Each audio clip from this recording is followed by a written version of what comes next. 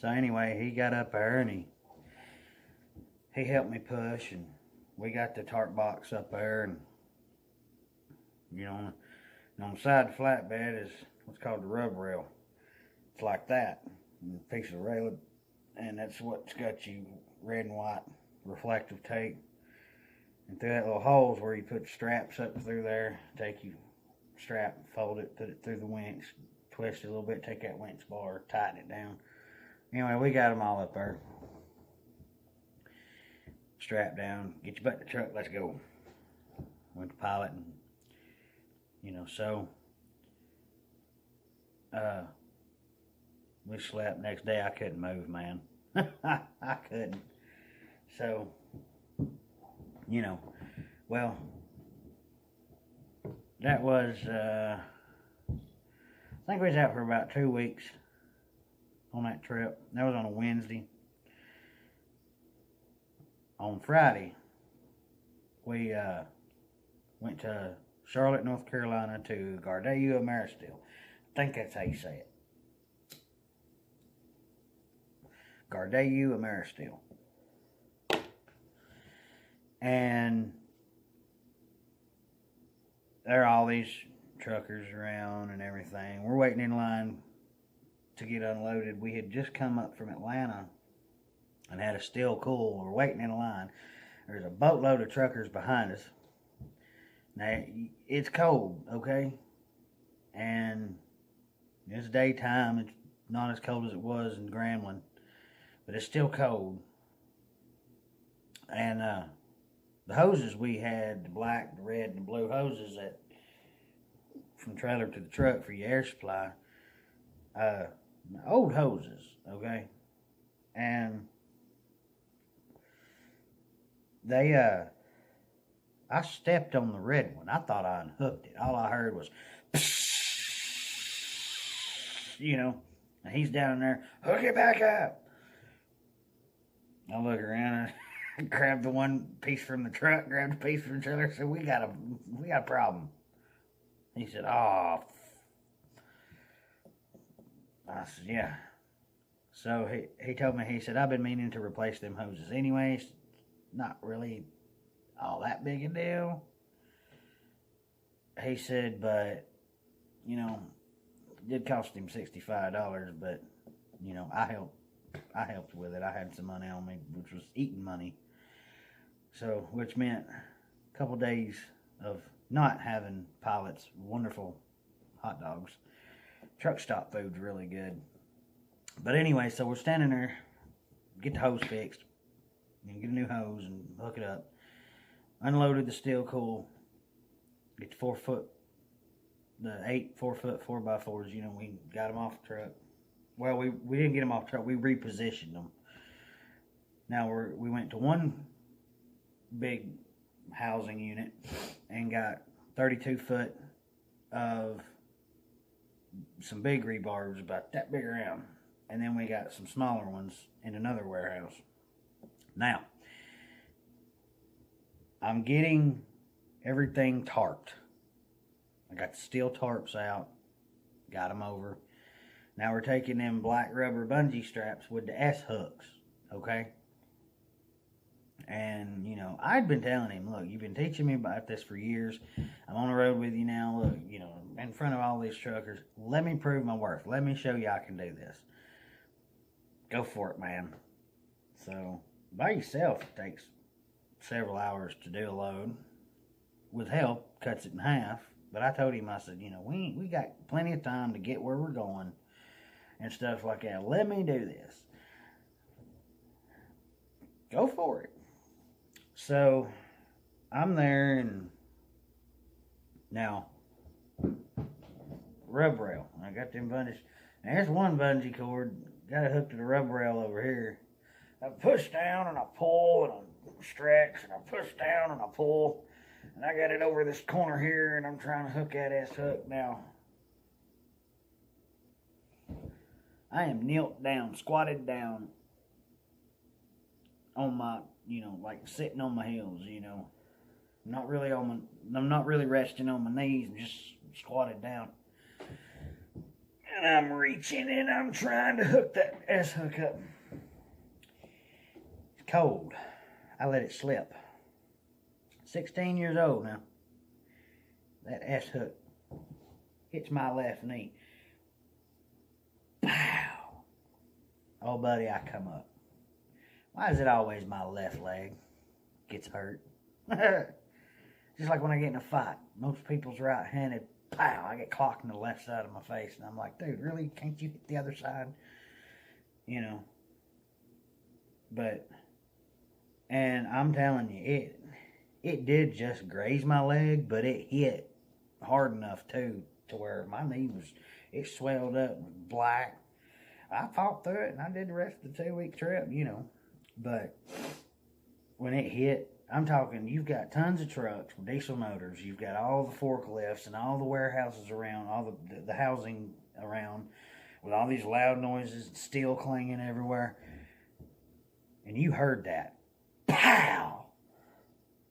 And I'm like, oh, I jumped up, started laughing, and I'm, son.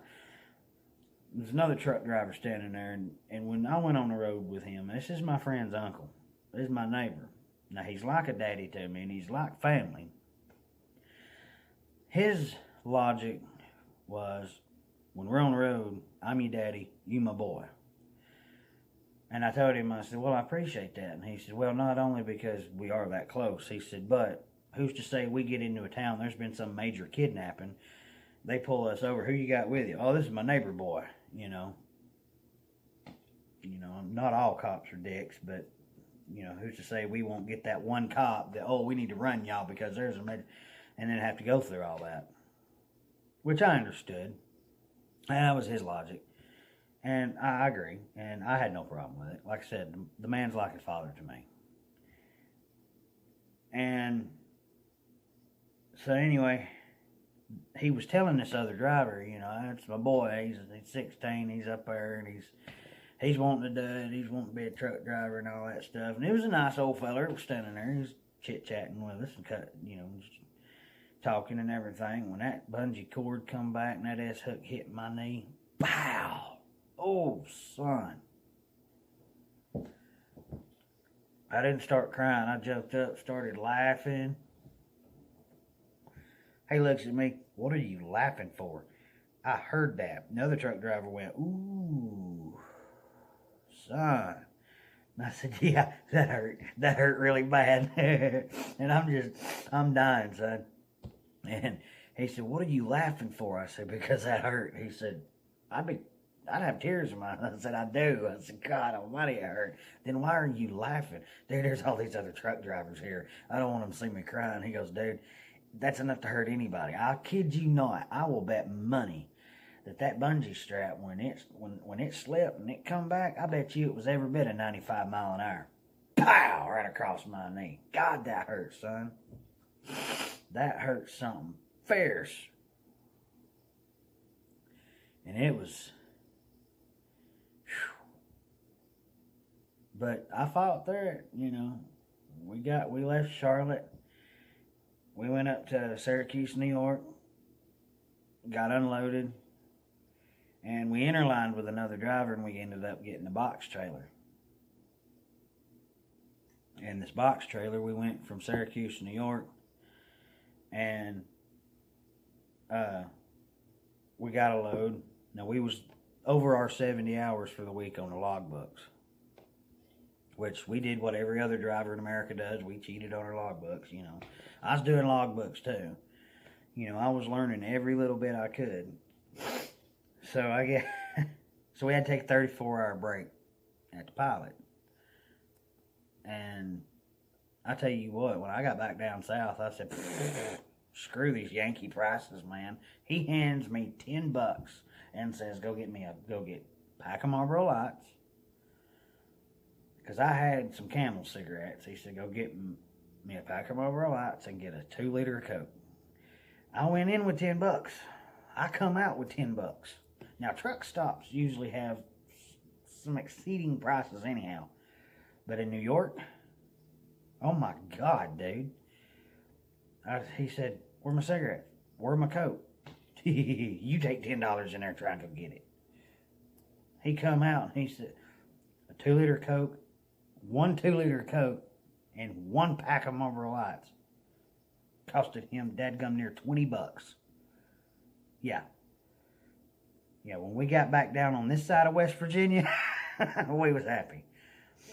But we had gotten loaded in Oswego, New York. That was the first time I'd ever seen any of the Great Lakes. And I thought it was an ocean. I thought we were seeing, the ocean up there. No, that was, what was it, Lake Erie? Or Lake Superior? Or Ontario? No, I believe it was Erie. I think it was Lake Erie. Or it might have been Lake Ontario. I don't know. I'd have to look it up. But I seen that Great Lake, and I thought it was an ocean. And, it was neat. And he let me drive from Syracuse up to Oswego. And I got up there, and now I am paying attention to street signs and stuff like that. He said, I'm not going to tell you how to get back. You get us lost, it's your fault. He said, but I want you to drive, and I want you to. So we get up there. We went to a Morton salt facility and got a load of Morton salt. And we come back, and I got us back down to Pilot, and we took we took our 34-hour break after we had gotten loaded. So I got up there, got back. He said, I'm proud of you. He said, because I've never been up that way either, which, God, I'm glad you didn't tell me that on the way up there, because, boy, don't I feel great, So, anyway, I got to talking to him about it, and he said, how'd you find your way back? What was your process? I told him, I said, landmarks.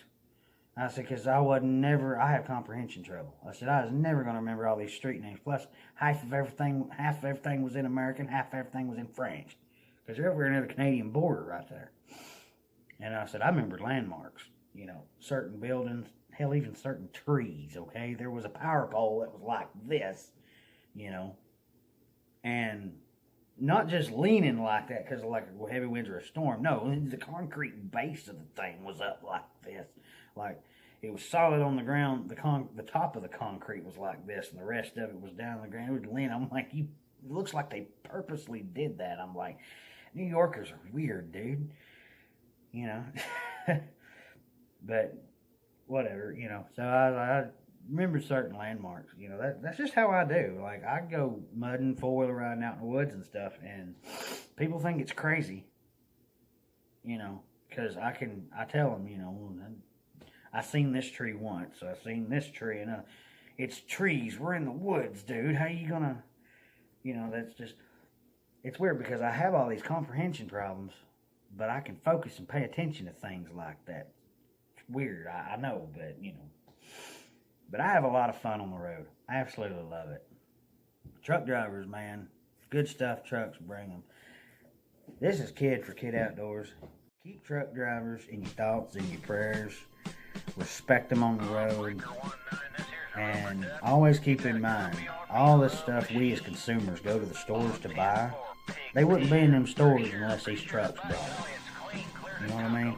Even if they come from overseas on containers on ships and stuff like that, them containers get loaded onto trailers and a truck comes and gets them. God bless the truck drivers of this country. Truckers are what keeps this country moving. Good jobs. Good for this country. Good money. Not all the time. Truck drivers ain't rich by no means, but it's good money. And, that's somebody's father, brother, husband, wife, sister, mother, whatever. That's hardworking American people making a living. Truck drivers are the last of the cowboys. Okay? Never forget our truckers. This is Kid from Kid Outdoors.